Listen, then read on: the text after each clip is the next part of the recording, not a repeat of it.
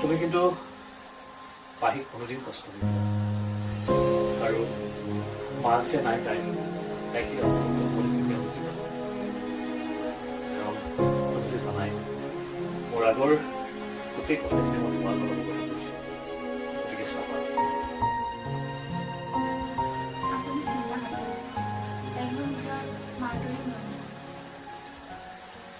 মই সেইটোৱে বিচাৰো তোমাৰ পৰা।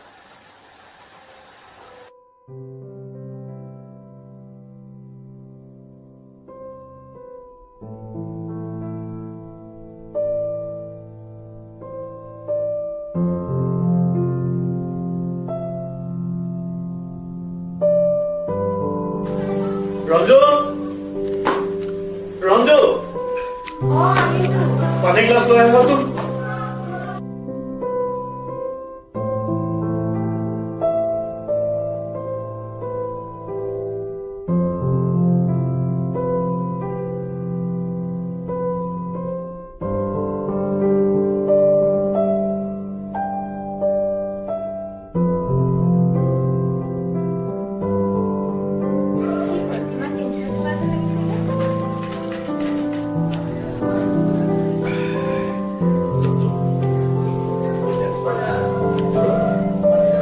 কালিলৈ যাব লাগে গতিকে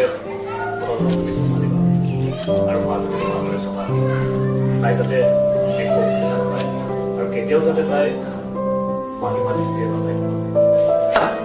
আপুনি অলপো চিন্তা নকৰিব, মই পাহিক নিজৰ ছোৱালীৰ দৰে ৰাখিম। পাপা পাপা বেবী চোৱা মই কেইদিনমান ঘৰত নাথাকিম ঠিক আছে আৰু কিন্তু তুমি মাক কিন্তু দুষ্টামি কৰি থাকিবা আকৌ দেই। নকওঁ পাপা। সঁচাটো? সঁচা। ঠিক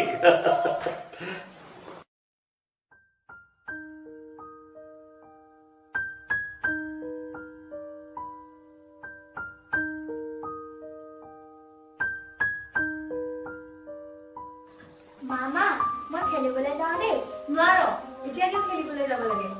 পাকঘৰত কাম আছে, পাকঘৰটো লেতেৰা হৈ আছে আৰু বাচনখিনিও ধুবলগীয়া আছে। যা সেইখিনি কৰগে। মই কাম কৰিব নোৱাৰো, তুমি সদায় সদায় মোক কামত লগোৱা। মই পাপাক ফোন কৰি কৈ দিম। মুখে মুখে কথা কবলৈ শিকিছ? তোৰ বাপেৰে কি মোক ইয়াত কাম কৰিবলৈ আনিছে নেকি?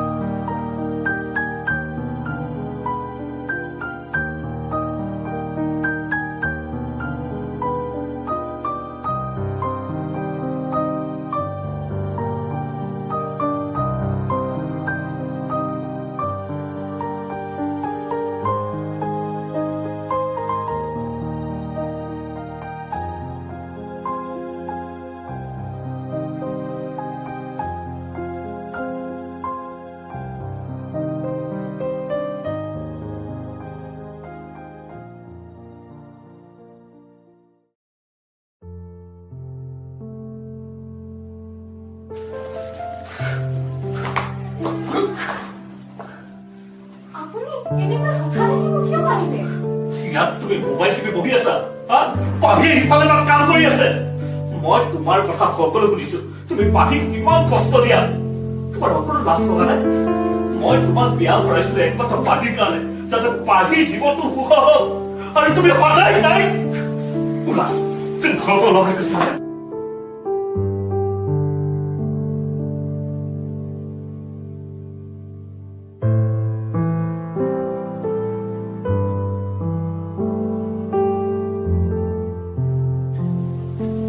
মা মা তুমি কিয় কান্দিছা মা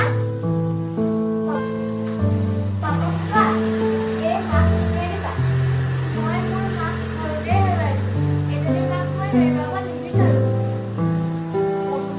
শুনিলা হা? তোমাৰ অকণমান লাজ লাগিছেনে?